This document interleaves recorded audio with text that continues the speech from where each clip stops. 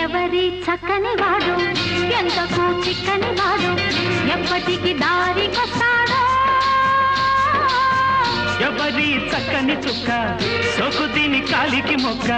కాదన్న వెంట పడుతుంది కాదన్న వెంట పడుతుంది ఎవరి చక్కని వాడు ఎంతకు చిక్కని వాడు ఎప్పటికి దారికొస్తాడో ఎవరి చక్కని చుక్క సొకు దీని కాలికి మొక్క కాదన్న వెంట పడుతుంది